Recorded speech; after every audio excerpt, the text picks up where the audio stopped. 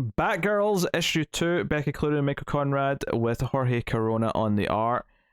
Uh, we set up a lot of plot beats last episode, a lot of plot threads, and this issue's kind of dancing around all of them. A lot of plot. A lot of plot. So we got the Batgirls staying in their new place. The cliffhanger last issue was this new team called the Saints, who kind of worship Simon Saint and want to keep the dream of the Magistrate alive. And they attack. So the start of the issue is a big fighting scene. I thought Simon Saint wasn't dead. Because then we have to talk about Waller using Saint's brain. Like, he'll be out. He'll be making trouble again.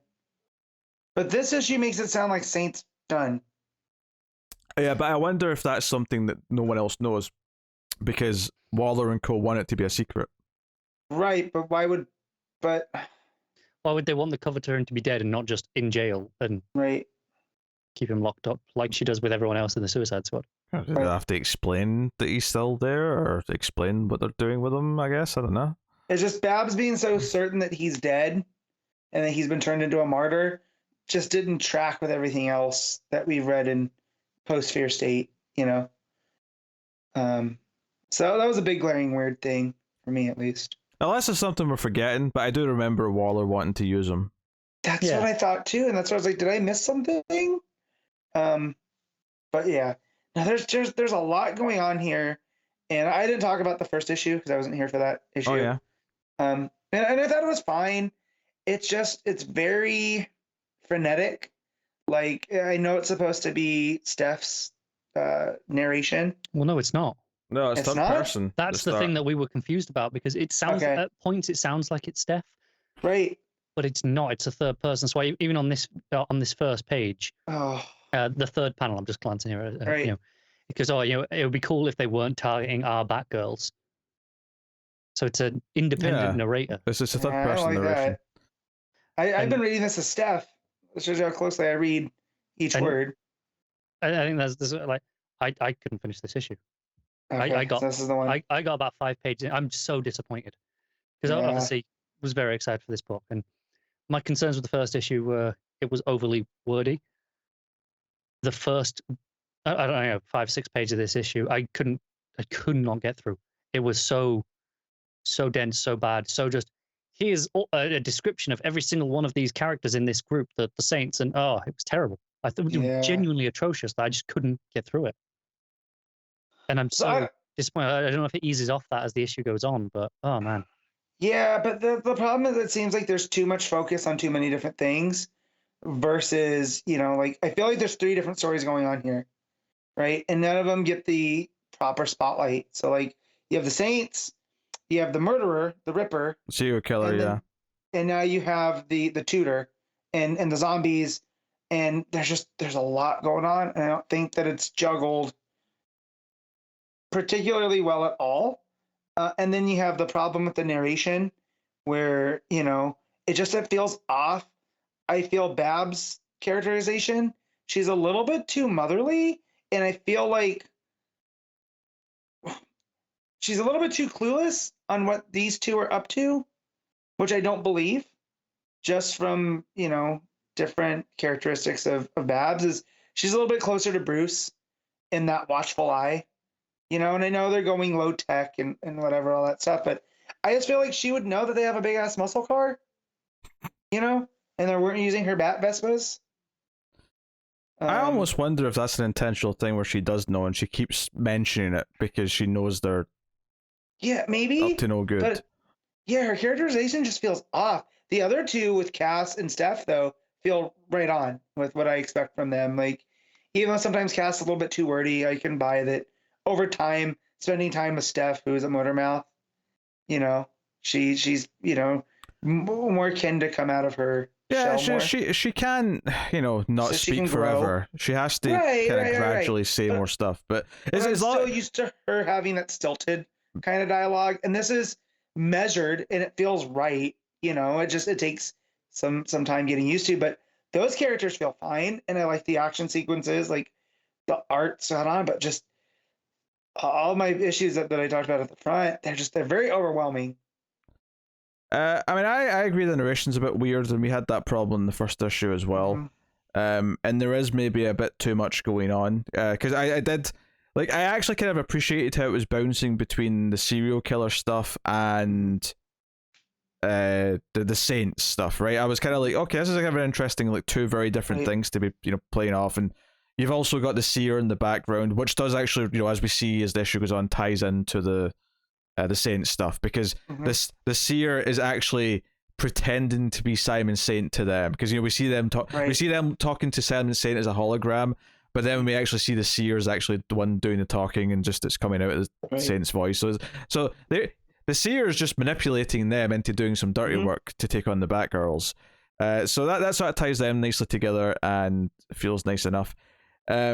I appreciate that there's 3 of these villains, because it means that when the Batgirls go to take them on, there's potential that Babs is going to get involved, and it'll be 3 on 3. So, there's some nice touches there in the setup. I definitely don't agree with a lot of the words Connor used. I did not get atrocious. I don't agree either. I did not get painful to read.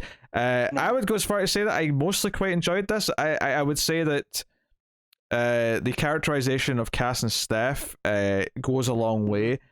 I think the art is really good. I thought it was good first issue. I think it's still really good this issue. I like the running gags that they seem to have. Stuff like Steph being convinced that the creepy neighbor is the serial killer. Right. Little things like that. Talking about the morning meetings and like, wait, what do I? Because at one point Oracle calls them both Batgirl in the space of like 30 seconds and goes, wait a minute, we need handles. We need new handles, because we're all Batgirls. We can't just call each other Batgirl. Yeah, you can't have us both turning our head when you call out Batgirl on the comms. Yeah, so I am nowhere near as down in this. I definitely like this. I like this the most out of the 3 of us for sure. Well, I like the back half more because it seemed a little bit more concise. It seemed like there was a lot more that the writing team had figured out. Just the Saint stuff was very, for how it left the first issue to where it ended here, just as a tease, it was very, like, again, I will agree with Connor that some of that stuff was overly wordy, as they each get an introduction, like in an animated series, So, but yeah, the back half I definitely enjoyed more. The stuff that's going on with the zombies. I do. I do agree it's a bit wordy at the start as it's introducing them, but I actually kind of appreciated that it did make a point of setting up how each of the 3 of them are distinct. It's like, okay, so one's a sniper who strikes from afar, one's almost like an evil version of Cass because she's like a fighter who can like use your own weapons against you, and then there's the sort of the leader dude who's kind of big and tanky and whatever. Yeah, and a big mech kind of deal. Yeah. And they've got all this stolen tech from his previous job at the magistrate, and so it's okay. That's all fine. Yeah. I did I think the moment where I felt maybe they're introducing one too many things is when it went to the news report, and this the lady mentioned the Twitter art going up all over the city. I was like, wait, another thing? Now, to be fair, once it actually ties into something that's going on, it ties into it was like the thieves or the construction workers they had to beat up last issue. It turns out to tie into that, and that Twitter has some kind of weird mind control powers that is taking over people, and they're like stealing shit and who knows what else. And that's kind of the big ending we leave on. What I will say about this, and you could say it is too overstuffed, and it is to a point. But I also found it kind of refreshing in places just how much plot there was in this issue versus most modern comics. Like, I felt like there was like, we went through like 2 or 3 days of plot, and there was like, okay, we went out for a mission that night, we did this thing, we came back, so now we're getting involved in something else. It felt like there was a lot of progression in it. No, there is, but it's just, again, it's a lot, and I feel like again, the Saint stuff I don't feel got enough of that spotlight, because they had to throw the tutor stuff in to make it work with the zombie stuff, and I just wish it was a little bit more concise. And then you throw Seer in, and how to Seer and the tutor, we're balancing all that. Like, it's like, what's the analogy I'm looking for?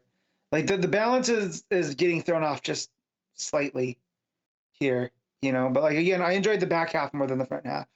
Yeah. So The cliffhanger at the end, of course, is when they hear Twitter basically, mind controlling a bunch of people. The cliffhanger is that Steph seems to be infected by it because she has red eyes. So we're going to have Steph v Cass next issue. yeah, because we saw that Steph never turned in her phone the way she was supposed to. Yes. And that she was looking at it and Cass kind of caught her in that moment, and then now they're out and the tutor strikes, and it seems like that power has something to do with going over the signals there. So, but no, I will say the art is easily the strongest point in this book. I love how stylish like this area of Gotham called the Hill looks, like just with the way that the colorist does things too. Yeah, and I love that we've vivid. got, and I still love that there's their own little corner of the city that they're kind of patrolling now. I'm kind of into that. Yeah. So no, I mean it's not perfect. There's some rough edges. Yeah. But I still quite like the issue. I had a lot of fun reading this, to be honest. So, Connor's blanket negativity is Yeah. He talked on Twitter about maybe he was too tired, and because I read it quite late last night after I'd been trying to do a job application. I had a headache, and I was like, I'll read some of my comics to give myself a break. And I thought maybe I'm just in the wrong frame of mind, tired. But finally, try to get that job in synchronized swimming you've been hoping for.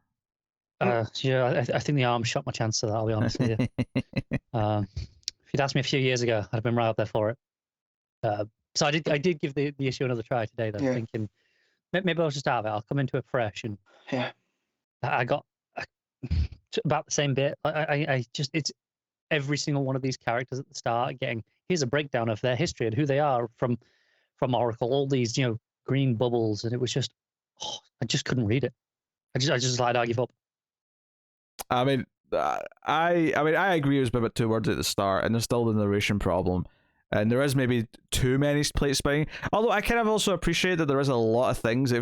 Like their corner of this city feels very alive because there's so much going on. It's an interesting thing I can't to have. Critique that specifically because I don't think that was really a problem in the first issue, and I didn't get enough into this issue for that to be a problem for me. But just the actual writing of it was just I'm so disappointed. I really wanted to love this book. And how I did. There was even a page in here where they have to because basically Babs has come up with new comm systems for them that are disguised as earrings, and Cass is like, wait, I don't have pierced ears, and which makes sense because why would Cass have pierced ears? Yeah. So Steph's like, sorry, I've done this to myself before. I can pierce your ears, and it's just there's a nice little bit where Cass might be a little scared of this, but she's not letting it show. So there's good little character beats in there. I had a decent time with Batgirls thus far, anyway. But hey, Matt, what are you giving Batgirls issue 2? I'm gonna give it 6.5. Ooh, you did not like this issue that much, did you? It was fine. It's below a 7 though. Yeah, I definitely liked it more than that.